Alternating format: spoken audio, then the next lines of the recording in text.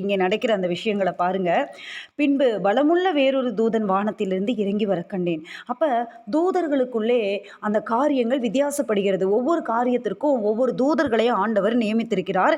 பின்பு பலமுள்ள வேறொரு தூதன். அப்ப இவ்வளவு நேரம் வரைக்கும் யோவான் பார்த்த அந்த தூதர்களை வைத்து இன்னொரு தூதன் வானத்திலிருந்து இறங்கும்போது அவரை கணிக்கிறாரு. அவருடைய அந்த அவருக்கு கொடுக்கப்பட்ட அந்த நாலேஜை வச்சு அவர் கணிக்கிறாரு. பலமுள்ள ஒரு தூதன். இவ்வளவு நாள் நம்ம பார்த்த தூதர்களுடைய அந்த காரியங்கள் ஒவ்வொரு காரியத்துக்கும் ஒவ்வொரு தூதர்களே ஆண்டவர் நியமிக்கிறார். அப்ப பலமுள்ள ஒரு தூதன் எங்கிருந்து இறங்குறான் அப்படின்னா வானத்திலிருந்து இறங்கி வர கண்டேன். மேகம் அவனை சூழ்ந்திருந்தது. மேகம் ஆண்டவர் சில நேரங்களில் தூதர்களை பாருங்க அந்தந்த பணிக்கு அவர் பிரித்து வைக்கிறார். மிகாவேல் அப்படின்னா போராடுகிற அந்த தூதன், அந்த நம்மளுக்கு பாதுகாப்பை வழங்குறதற்காக மிகாவேல் சேனை, இராணுவத்தின் சேனையில் இருக்கிறதான தூதர்கள் உண்டு. அதே போல பாருங்க கேப்ரியல் தேவதூதர்கள் செய்தியை அவர்கள் மெசஞ்சர்ஸ் அவங்க நமக்கு பண்ணுற ஜெபத்தை கொண்டு போவாங்க, திரும்ப ஜெபத்தை பதிலை கொண்டு வருவாங்க. தானியல் புஸ்தகத்தில் கூட நம்ம படிப்போம். திரும்பி அந்த ஜெபத்தை பதிலை கொண்டு வரும்போது பெர்சியாவின் அதிபதி என்னோடு போராடினான் அப்படின்னு சொல்லி காபிரியல் சொல்லுவான் தானியல் கிட்ட. பிரியமான புருஷனாகிய தானியலே, நீ வேண்டிக்கொள்ள தொடங்கின போதே உனக்கு விண்ணப்பத்துக்கு அந்த பதில் வந்துருச்சு. ஆனாலும் 21 நாள் என்ன நடந்துச்சு அப்படின்னா பெர்சியாவின் அதிபதி போராடினா, மிகாவேல் தான் எனக்கு என்ன பண்ணா, ஹெல்ப் பண்ணா அப்படின்னு. அப்போ இந்த காரியத்தில் கேப்ரியலால் ஒன்றும் செய்ய முடியாது. அவர் செய்தி கொடுக்குறவன் தான் அந்த இடத்துல மிகாவேல் வரணும் அப்படிங்கிற சூழ்நிலை. அதே மாதிரி மோசையை குறித்து தர்கித்து மோசையினுடைய சரீரத்தை குறித்து தர்கித்து பேசின அந்த காரியத்தில் பாருங்க, யூதா நிருபத்தில் நம்ம பார்ப்போம். அந்த இடத்துல நின்னது யாருன்னா மிகாவேல். அதே மாதிரி அந்த காரியங்கள் அப்போ இது ஒரு சில காரியங்களுக்கு ஒரு சில தூதர் சேனைகளை ஆண்டவர் வைத்திருக்கிறார். இவங்க இந்தந்த காரியத்தை செய்யணும், இவங்க இந்தந்த பணிகளை செய்யணும் அப்படின்னு சொல்லிட்டு. அப்போ இங்கே பலமுள்ள ஒரு தூதன் வானத்திலிருந்து இறங்கி வரும்படி அந்த யோவான் பார்க்குறாரு. அவனை சுற்றி மேகம் இருக்குது, அவனுடைய சிரசின் மேல் வானவில் இருக்குது, அவனுடைய முக சூரியனை போல இருக்குது, அவனுடைய கால்கள் அக்னிஸ்தமங்களை போல இருக்குது. ஒரு திறக்கப்பட்ட சிறு புஸ்தகம் அவன் கையிலே இருந்து, திறக்கப்பட்ட புஸ்தகம் திறந்திருக்குது, ஓப்பன் பண்ணியிருக்குது அந்த புக்கு. தன் வலது பாதத்தை சமுத்திரத்தின் மேலும் தன் இடது பாதத்தை பூமியின் மேலும் வைத்து, அப்போ எந்த அளவுக்கு அவன் பலமுள்ளவனாக இருப்பான்னு பார்த்துக்கோங்க. அவனுடைய உருவம் எப்படி இருந்திருக்கும் பார்த்துக்கோங்க. இன்றைக்கு நம்ம என்ன செய்கிறோம், நமக்கு கொடுக்கப்பட்ட அந்த மூளை அறிவில் நம்ம சில காரியங்களை யோசிக்கிறோன்னா, தூதர்களையே இப்படி படைச்சிருப்பார் அப்படின்னு சொன்னால் பரிசுத்தவான்களுடைய அந்த சரிதைகளில் அவங்களுடைய வாழ்க்கையில் சில காரியங்களை எல்லாம் பார்க்க முடியும். அவர்கள் தூதர்களை தரிசித்தது உண்டு, தூதர்களை சில நேரங்களிலே தரிசித்தது உண்டு என்று நிருபங்களிலே பரிசுத்தவான்கள் எழுதுகிறாங்க. அறியாமல் சில நேரத்தில் அந்நியரை உபசரிக்க மறவாதனுங்கள், அப்படி நீங்கள் தூதர்களை தரிசித்தது உண்டு. அப்படி ஒரு காரியம் இருக்குது. இன்னொன்று தேவ தூதர்களையே ஊழியர்கள் பார்த்துருக்குறாங்க. வானத்துக்கு பூமிக்கும் அப்படியே நின்ன தூதர்கள். அப்போ அவங்களையே ஆண்டவர் அப்படி படைச்சிருப்பாருன்னா நம்ம தேவனை பாருங்கள், எப்பேற்பட்ட மகிமையுள்ள தேவன். நம்ம சில நேரத்தில் சாதாரணமாக நினச்சிடறோம், ஆனால் அப்பேற்பட்ட தேவன் தான் நமக்காக அவர் இறங்கி வருகிறார் தான் வசனம். மோசே சொல்லுவார், வானாதி வானங்கள் கொள்ளாதவர் தேவன் அப்படின்னு சொல்லிட்டு பழைய ஏற்பாட்டில் நம்ம பார்க்க முடியும். வானாதி வானங்கள் கொள்ளாதவர். தூதனே இப்படி இருப்பானா, தூதனே இந்த மாதிரி இருப்பானா, நினச்சி பாருங்க. வானாதி வானங்கள் கொள்ளாதவரே, வார்த்தையால் வர்ணிக்க கூடாதவரே, ஓயாமல் புகழ் நான் பாடுவேன், இன்றுமே என்றுமே என்றென்றுமே, இன்றுமே என்றுமே என்றென்றுமே. ஹல்லேலூயா ஹல்லேலூயா ஆமென். ஹல்லேலூயா ஹல்லேலூயா ஆமென். ஹல்லேலூயா ஹல்லேலூயா ஆமென். அப்போ நம்ம ஆண்டவர் எப்பேற்பட்டவர் பாருங்கள். எப்பேற்பட்ட சர்வ வல்லமையுள்ள தேவன் நம்ம ஆராதிக்கிறோம். சில நேரத்தில் பிரச்சனைகள் நமக்கு என்ன ஆகுதுன்னா, நம்ம தேவனை விட பெருசாக மாறுது. ஐயோ, இந்த பிரச்சனையில் நான் எப்படி சமாளிப்பேன். சில நேரத்தில் உபத்திரவத்தின் காரியங்கள் சூழ்நிலைகள் வரும்போது நமக்கு அதிலிருந்து ரிலீவ் ஆகிறதுக்கு முடியல. நம்ம சிறியவர்களாக இருக்கிறோம், ரொம்ப முடியாத இயலாதவர்களாக இருக்கிறோம். நான் ஆண்டவர் சொல்கிறாரு, பலம் உள்ளவனுக்காகிலும் பல நற்றவனுக்காகிலும் உதவி செய்வது லேசான காரியம். நேற்று இரவு இந்த வசனத்தோடு ஆண்டவர் என்னோடு இடைவிட்டு கொண்டே இருந்தார். சில காரியங்களை குறித்து யோசித்து கொண்டே இருக்கும்போது இந்த வசனத்தை தான் திரும்ப திரும்ப ஆண்டவர் என்னுடைய சிந்தையில் நைட்டு முழுவதும் இந்த காரியங்களை, பலமுள்ளவனுக்காகிலும் பல நற்றவனுக்காகிலும் உதவி செய்வது எனக்கு எனக்கு லேசான காரியம், அவன் பலனோடு இருந்தாலும் பரவாயில்ல, பலன் இல்லாட்டியும் பரவாயில்ல, நான் உதவி செய்வேன், எனக்கு அது லேசான காரியம், சிம்பிளான காரியம் அப்படின்னு ஆண்டவர் சொல்கிறாரு. ஒரு தூதனே இப்படி இருப்பான்னு சொன்னால் தேவன் எப்படி இருப்பார்? அப்பேற்பட்ட சர்வ வல்லமையுள்ள தேவனை நம்ம ஆராதிக்கிறோம். எல்சடாய் தெய்வம். பிரச்சனைகளெல்லாம் ஒன்றுமே இல்லை, தேவனுடைய பர்வதத்தில் அது மெழுகுபோலாகி உருகி போகும். ஆனால் சில நேரத்தில் நம்மளால் சமாளிக்க முடியல பாருங்கள். அந்த பலத்தை தான் அவர்கிட்ட நம்ம கேட்கணும். தேவ சமூகத்தில் கர்த்தர் நல்லவர். அப்போ அந்த தூதன் இறங்கி வருகிறான். அவனை சுற்றி மேகம் இருக்குது, அவன் கையில் ஒரு புஸ்தகம் இருக்குது, அவன் தலையில் சிரசில் வானவில் இருக்குது, திறக்கப்பட்ட ஒரு சிறு புஸ்தகம் அவனுடைய கையில் இருக்குது. வலது பாதத்தை சமுத்திரத்தின் மேலே வைக்கிறான், இடது பாதத்தை பூமியின் மேலே வைக்கிறான். சிங்கம் கர்ஜிக்கிறது போல மகா சத்தமாய் ஆர்ப்பரிக்கிறான். சிங்கம் கர்ஜிக்கிறது மாதிரி எப்படி இருந்திருக்கும் இந்த விஷயம் பார்க்கும்போது, தரிசனத்தை அவர் பார்க்கும்போது எப்படி இருந்திருக்கும் நினைச்சு பாருங்க. அவன் ஆர்ப்பரித்த போது 7 இடிகளும் சத்தமிட்டு முழங்கின. 7 இடிகள் முழங்கினது அவன் சத்தமிடும்போது. அப்போ நம்ம இதெல்லாம் பார்த்துட்டு வரதெல்லாம் கோர்வைப்படுத்தி பாருங்கள். 7 முத்திரைகள் உடைக்கப்படுகிறது. அடுத்தது 7வது முத்திரையின் காலத்தில் 7 எக்காலங்கள் ஊதப்படுகிறது. அடுத்தது 7 எக்காலங்களுக்கு அதுக்கப்புறம் என்ன நடக்குது? 7 இடிகள். தூதன் வரும்போது 7 இடிகள் நடக்கிறது பாருங்கள். எல்லாமே இந்த காரியங்களை நம்ம பார்க்குறோம். அப்போ பாருங்கள், இந்த இடத்துல தான் நான் எழுத வேண்டும் என்று இருந்தேன். எழுதணும்னு நினைக்கிறாரு, நான் எழுதணும் அப்படின்னு நினைக்கிறாரு. அப்பொழுது 7 இடி முழக்கங்கள் சொன்னவைகளை நீ எழுதாமல். அப்போ 7 இடி முழக்கமும் 7 விஷயத்தை சொல்லியிருக்கு, 7 காரியத்தை சொல்லியிருக்கு. 7 இடி முழக்கமும் எழுதணும்னு சொல்லி எழுத போகும்போது அங்கே அவனுக்கு சொல்லப்படுகிற வார்த்தை, நீ எழுதாத யோவானே, நீ எழுதாத. அப்பொழுது 7 இடி முழக்கங்கள் சொன்னவைகளை நீ எழுதாமல் முத்திரை போட்டுக்கோ. உனக்கு மட்டும் சீக்ரெட் நான் ஓப்பன் பண்ணி தரேன், உனக்கு மட்டும் நான் சொல்லித்தரேன், நீ தெரிஞ்சிட்டில இதுதான் நடக்க போகுது அன்றைய நாட்களிலே, நீ முத்திரை போட்டிருப்பா. யோவானே, நீ முத்திரை போட்டு. சில காரியங்களை ஆண்டவர் தமக்கு பிடித்தவர்களுக்கு மட்டும் சொல்கிறாரு, சில ரகசியங்களை ஆண்டவருக்கு பிடிச்சவங்களுக்கு மாத்திரம் சொல்கிறாரு. முத்திரை போடு என்று வானத்திலிருந்து ஒரு சத்தம் உண்டாக கேட்டேன். சமுத்திரத்தின் மேலும் பூமியின் மேலும் நிற்கிறதாக நான் கண்ட தூதன் தன் கையை வானத்திற்கு நேராக உயர்த்தி, அந்த தூதன் வானத்துக்கு நேராக கையை உயர்த்தி அவன் சொல்கிறான், அந்த 7 இடி முழக்கங்கள் சொன்ன காரியங்களை நீ எழுதாதன்னு யோவானுக்கு வார்த்தை வெளிப்பட்டுருச்சு. காலம் செல்லாது. அந்த தூதன் சொல்கிறான், கைகளை வானத்துக்கு நேராக உயர்த்தி, இனி காலம் செல்லாது. ஆனாலும் தேவன் தம்முடைய ஊழியக்காரராகிய தீர்க்க தரிசிகளுக்கு சுவிசேஷமாய் அறிவித்தபடி 7ஆம் தூதனுடைய சத்தத்தின் நாட்களிலே அவன் எக்காலம் ஊத போகிற போது தேவ ரகசியம் நிறைவேறும். தேவ ரகசியம் இருக்கு.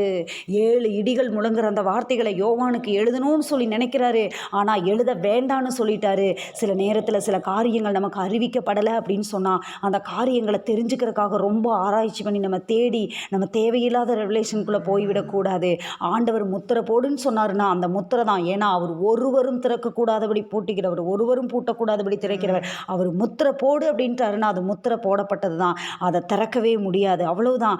ஏன் அதை நமக்கு தெரிவிக்கலை அப்படின்னா, ஒருவேளை இந்த காரியங்கள்லாம் தெரிவித்தா அது நம்ம பயந்துருவோம், அந்த காரியங்களை தாங்க மாட்டோம். சில காரியங்களை இயேசு கிறிஸ்து ஊழியம் செய்த நாட்களில் சொல்லுவார், சில காரியங்களை நான் சொன்னால் தாங்க மாட்டீங்க, சில காரியங்களை சொன்னால் தாங்க மாட்டீங்க, சில காரியங்களை சொல்லலை, நமக்கு சில காரியங்களை அறிவிக்கலை. மறைவானவைகள், தேவனுக்கே உரியவைகள் மறைவானவைகள். சில சூழ்நிலைகளை பாருங்கள், நம்ம தெரிஞ்சிக்கவே கூடாதபடி சில காரியங்களை அப்படியே ஹைட் பண்ணிகிட்டே வருவார், மறைச்சிட்டே வருவார் சில காரியங்கள். ஏன் அப்படின்னு சொன்னால் அந்த காரியங்கள் மறைக்கப்பட வேண்டியது மறைவானவைகள், தேவனுக்கே உரியவைகள். சில காரியங்களை மறைக்கிறாரா, சில காரியங்களை ஒழிக்கிறாரா? இன்றைக்கு பாருங்கள், அந்த சூனேமியால் போவா, கேயாசி ஓடுவான், ஏதோ சுக செய்தியா நீ வர்றது, நீ எலிசாவை பார்க்க வரைய சுக செய்தியா ஓடி கேட்பான், சுகந்தான்னு சொல்லிட்டு இவ வந்துடுவா. ஆனால் ஓடி வந்து எலிசாவினுடைய பாதத்தில் விழுந்து பிடிக்கும்போது அந்த எலிசா சொல்லுவார், ஏதோ ஒரு காரியம், இவளுடைய ஆத்மா பயங்கர துக்கமாக இருக்குது, தேவன் அதை அறியாதபடிக்கு அதை ஒழித்து வைத்தார். சில காரியங்களை ரகசியங்களை மறைக்கிறாரு, சில காரியங்களை ஒழிக்கிறாரு. அந்த 7 இடிகள் சொன்னதை எழுத வேண்டாம்னு சொல்லிட்டாரு. ஆனால் தூதன் சொல்கிறான், வானத்துக்கு நேராக கைகளை உயர்த்தி, இனி காலம் செல்லாது, எப்போ அப்போவே எழுதப்பட்டுருச்சு, இனி காலம் செல்லாது, இனி ரொம்ப நாள் இருக்குது, வீட்டுக்கு மேலே வீடு வாங்கலாம், அந்த காரியத்தை பண்ணலாம், இந்த காரியத்தை செய்யலாம், அப்படி சேர்த்திக்கலாம், இப்படி சேர்த்திக்கலாம், டைம் இல்லை. இந்த காரியத்தை அதிகமாக நான் யூஸ் பண்ணுவது உண்டு. இந்த காரியத்தை நான் உங்களுக்கு ஷேர் பண்ணுறேன் பாருங்கள். இது நம்ம ஆவிக்குரிய வாழ்க்கைக்கு பிரயோஜனமாக இருக்கும். சில நேரங்களில் சில காரியங்களை தியானிக்கணும், வேதத்தில் சில காரியங்களை செய்யணும், ஜெபிக்கணும், அப்படி சில காரியங்களை நான் அதை யோசித்து வைக்கும்போது சில நேரங்களில் டைம் இல்லை அப்படிங்கிற வார்த்தையை நான் உபயோகிப்பேன். ஏதாவது கிறிஸ்துவ பார்த்து கொண்டு இருக்கும்போது சில காரியங்கள் அப்படியே டைம் சீக்கிரமாக போகிற மாதிரி தெரியும். அப்போ இந்த காரியத்தை யூஸ் பண்ணுவேன். இப்போ அதை ஷெர்லி யூஸ் பண்ண ஆரம்பிச்சிருக்கான் நேற்றுலேருந்து. சீக்கிரமா எனக்கு டைம் இல்லை. எங்கள் அப்பா சிரிப்பார் இந்த காரியத்தை. என்ன பாப்பா நீ என்ன வேலைக்கா போகிற, டைம் இல்லைன்னு சொல்கிறேன். இல்லைப்பா இதை முடிச்சுட்டு அடுத்த ஒரு வேலை இருக்குப்பா, இதை முடிச்சுட்டு இன்னொரு வேலை இருக்குது. அப்போ இந்த வார்த்தையை நம்ம வந்து ஆவிக்குரிய வாழ்க்கையில் இந்த வார்த்தையை நம்ம விடவே கூடாது. சில நேரத்தில் சிலர் என்னிடத்துல கேட்கிற காரியம், எப்படி சிஸ்டர் இவ்வளோ இந்த மாதிரி ஒரு குழந்தைய வச்சுட்டு நீங்கள் எப்படி இதெல்லாம் பண்ணுறீங்க, இது எப்படி உங்களால் செய்ய முடியுது அப்படின்னு சொல்லி ஊழியத்தில் இருக்கிற ஒரு சகோதரி என்ன அப்படின்னு சொன்னால், ஆண்டவர் அதற்கான ஒரு கிருபையை கொடுக்கிறார். நம்ம பெரிய ஆளுகன்னு இல்லை, மண்பாண்டத்திலே பொக்கிஷத்தை வச்சிருக்கிறாரு. அதை அப்பாவோட மகிமைக்காக எடுத்து அவர் பயன்படுத்துகிறார். அதனால நம்ம என்ன பண்ணணும், அந்த காலங்களை, நேரங்களை, அந்த காரியங்களை, பொக்கிஷங்களை கண்டுபிடிக்கணும். சூழ்நிலை மோசம்தான், சூழ்நிலை கஷ்டம்தான், உண்மைதான், ஒத்துக்கிறோம். ஆனாலும் அதிலிருந்து அப்படியே நம்ம ரிலீவ் ஆகி கேட்கணும். அப்போ தூதன் அப்போவே சொல்கிறாரு, இனி காலம் செல்லாது, இனி டைம் இல்லை யோவானே, இனி டைம் இல்லை. இந்த காரியங்களை 7 எக்காலங்கள் 7 இடிமுழக்கங்கள் சொன்னதை நீ வந்து எழுத முடியாது, முத்திரை போட்டாச்சு. ஆனாலும் கைகளை உயர்த்தி அந்த 7ஆம் தூதனுடைய எக்காலத்தின் நாட்களிலே தேவ ரகசியம் நிறைவேற போகுது. ஒரு ரகசியம் இருக்குது பாருங்க. இது என்ன ரகசியம்? இது தேவ ரகசியம். ஆனால் வேதத்தில் சில ரகசியங்கள் இருக்கிறது. ஆண்டவர் சொல்லுவார், என்னுடைய ஊழியக்காரருக்கு நான் ரகசியத்தை வெளிப்படுத்தாமல் இருப்பேனோ, நான் செய்ய போகிறத சொல்லாமல் இருப்பேனோ.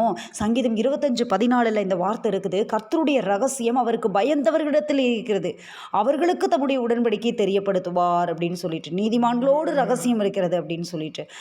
அதே போல் சில காரியங்கள், சில ரகசியங்களை குறித்து எபேசியர் நிருபத்தில் பவுல் பேசுவார்.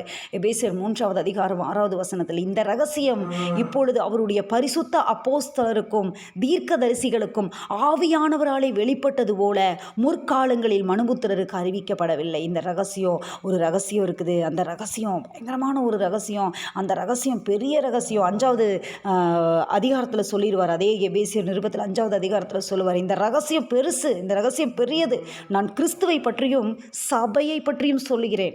கணவன் மனைவிக்கு சொல்கிற மாதிரி இருக்கும் சில காரியங்கள். அப்படியே நம்ம லிட்டரலாக எடுத்துக்கவே கூடாது. எந்த காரியத்தையும் வசனத்தில் படிச்சுட்டே வரும்போது கடைசியாக அப்படியே சொல்லிடுவார், இந்த ரகசியம் பெருசு, ரொம்ப பெருசு இந்த ரகசியம். நான் கிறிஸ்துவை பற்றியும் சபையை பற்றியும் சொல்கிறேன். கிறிஸ்துவுக்கும் சபைக்கும் இடையே இருக்கிறதான காரியங்களை வேதாகமத்தில் நம்ம தியானிச்சுட்டு வந்தோம் அப்படின்னு சொன்னால் வேதம் முழுக்க அதுதான் இருக்குது. வேதம் முழுக்க பரவி கிடைக்கிறது. கிறிஸ்து சபை, மணவாளன் மணவாட்டி, இந்த காரியங்கள் தான் ஃபுல்லாக வேதாகமம் முழுக்க ஃபுல்லாக. அந்த காரியங்களை படித்து பார்த்தோன்னா அநேக காரியங்கள், அநேக சரித்திர புத்தகங்கள் திருஷ்டாந்தங்களாய் நிழலாட்டங்களாய் எழுதப்பட்டிருக்கிற காரியங்கள் முழுக்க முழுக்க முழுக்க முழுக்க என்ன அப்படின்னு சொன்னால் கிறிஸ்து சபை அப்படியே தான் வரும் பாருங்க. அப்படியே தான் வரும். அந்த ஃபார்மேட்லேயே தான் அப்படியே வந்துட்டு இருக்கும் கடைசி வரைக்கும். அதான் கடைசியில் மணவாளன் மணவாட்டி அப்படியே போய் தான் முடிக்கும்.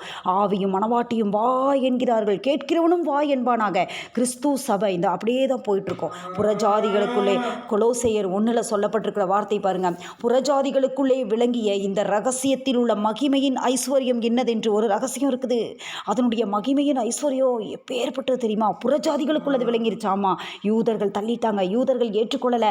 ஆனால் ஒரு மகிமையின் ரகசியம் யாரு? அவர் தான் மகிமையின் ரகசியமாக கிறிஸ்து நமக்குள்ளே இருக்கிறார். அவர் தான் அந்த ரகசியம், ஒரு தேவ ரகசியம் வெளிப்படுத்தல் நிறைவேறப் போகிறது.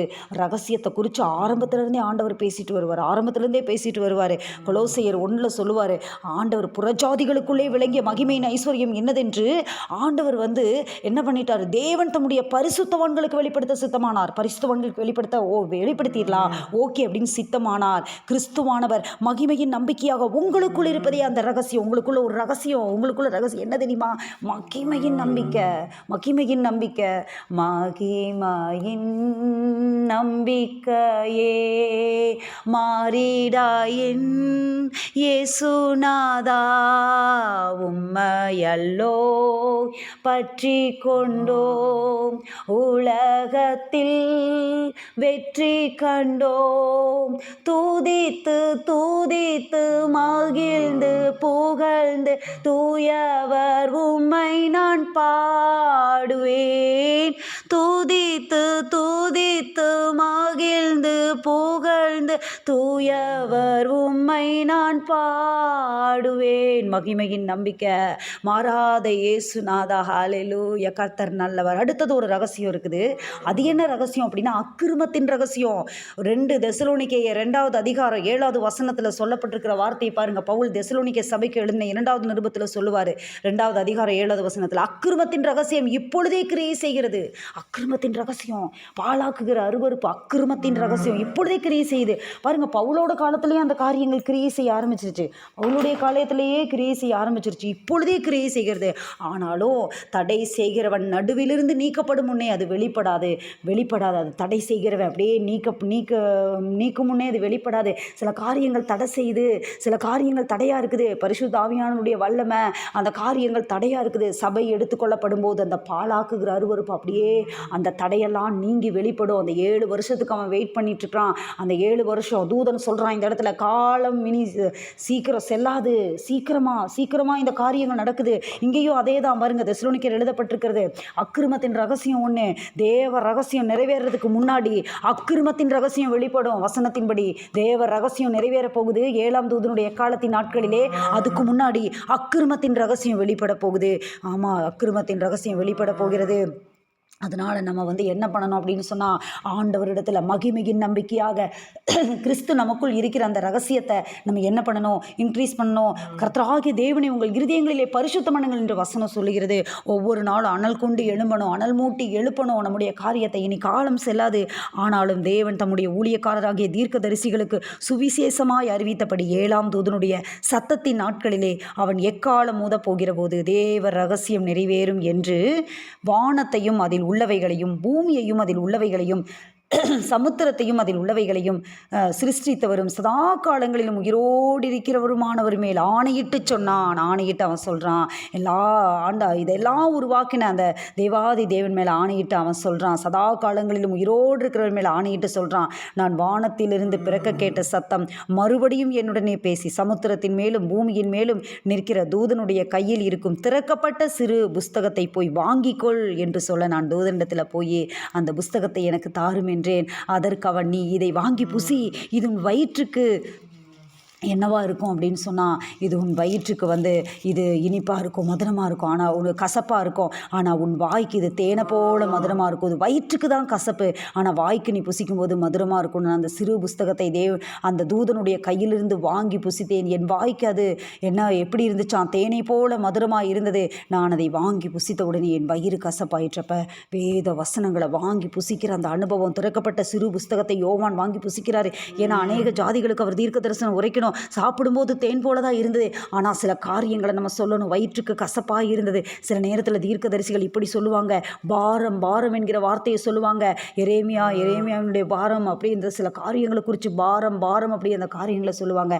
அப்போ தேவனுடைய பிள்ளைகள், தேவனுடைய தாசர்கள் அந்த ஒரு மெசேஜை கொடுக்கணும் அப்படின்னா அவர்கள் அந்த பிரசவிக்கிறதுக்கு சமானம். சில காரியங்களை, சில சூழ்நிலைகளை அவங்க சொல்லி தான் ஆகணும். கசப்பான சில காரியங்களை சொல்லி தான் ஆகணும். வாய்க்கு தேனை போல மதுரமாக இருக்குது, ஆனால் வயிறு கசப்பாக மாறிடுச்சு. சில காரியங்களை, ரகசியங்களை வெளிப்படுத்தி ஆகணும். அப்பொழுது அவன் என்னை நோக்கி, நீ மறுபடியும் அநேக ஜனங்களையும் ஜாதிகளையும் பாஷைக்காரரையும் ராஜாக்களையும் குறித்து தீர்க்க தரிசனம் சொல்ல வேண்டும். நீ தீர்க்க தரிசனம் சொல்லணும்ப்பா, அதுக்கு தான் புசிச்சிருக்க. இன்றைக்கு நம்மளும் புசித்து கொண்டிருக்கிறோம். வேத வசனங்களை, ஆகாரத்தை, அந்த அனுதின உணவை நம்ம புசிக்கிறோம். எதற்கு தெரியுமா?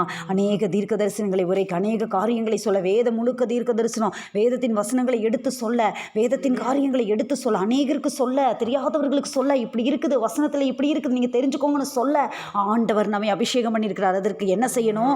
அதற்கு நம்ம என்ன பண்ணணும்? வசனத்தை வாசிக்கணும், வசனத்தை புசிக்கணும். அது தேனை போல மதுரமாக இருக்கும். ஆனால் புசித்த உடனே வயிறு என்ன ஆயிடுச்சு? கசப்பாக மாறிடுச்சு. சில சூழ்நிலைகள் நம்முடைய வாழ்க்கையிலே அப்படி அனுமதிக்கப்படுகிறது. எல்லாரும் அப்படி ஒப்புக் கொடுக்கலாமா? இந்த நேரத்தில் ஆண்டவரே, முழுவதுமாக எங்களை அர்ப்பணிக்கிறோம். இந்த 10வது அதிகாரத்தில் அநேக காரியங்கள், தேவ ரகசியம். ஆண்டவரே, ரகசியத்தை சொல்லிக் கொடுக்கிற தேவன். ஆனால் கிறிஸ்துவை பற்றியும் சபையை பற்றியும் அநேக ரகசியங்கள் இருக்குது. அதெல்லாம் நம்ம போய் ஆராய்ச்சி பண்ணணும், அதை போய் படிக்கணும். என்னென்ன ரகசியங்கள் இருக்கிறது, என்னென்ன காரியங்கள் இருக்கிறது, என்னென்ன காரியம் கிறிஸ்து சபை மணவாட்டி மணவாளன், இந்த காரியங்களை குறிச்சே ஆண்டவர் பேசியிருப்பார். ஏன்னா சபையை எடுத்துக்கொள்ள அவர் வரப்போகிறார்.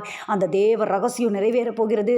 அந்த தேவ ரகசியத்தில் நம்ம காணப்படணும் அப்படின்னு சொன்னால் மகிமையின் ஐஸ்வர்யமாக அந்த கிறிஸ்துவுக்குள்ள, அந்த கிறிஸ்துவானவர் நமக்குள்ளே இருக்கிறது தான் அந்த தேவ ரகசியம். அந்த காரியத்தை நம்ம என்ன பண்ணணும் அப்படின்னு சொன்னால் நம்ம அப்படியே வச்சுக்கணும். மகிமையின் நம்பிக்கையாக நமக்குள்ள அவர் இருக்கிறதே ரகசியம். அந்த காரியத்தை அதை அப்படியே கிறிஸ்துவை பற்றியும் சபையை பற்றியும் சொல்லுகிற இந்த ரகசியம் பெரியது. அதை அப்படியே காத்துக்கொண்டே வரும்போது அந்த தேவ ரகசியம் நிறைவேறுகிற அந்த நாட்களிலே நம்ம என்ன செய்வோம் அப்படின்னு சொன்னால் அவரோடு கூட நம்ம இருப்போம். இதெல்லாம் எப்போ நடக்க போகிறது?